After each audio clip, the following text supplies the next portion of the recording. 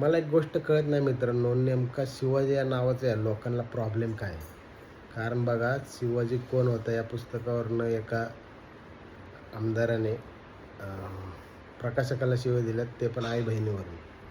बरं, आता शिवाजी महाराजांनी स्त्रियांचा आदर करायला शिकवला आणि हा लोकांच्या आई बहिणी काढतोय, म्हणजे ह्याला काय म्हणावं? आणि दुसरी गोष्ट अशी की तो बागेश्वर धाममधला कोणतरी एक संत आहे. तो काय म्हणतोय, शिवाजी महाराज थकले होते.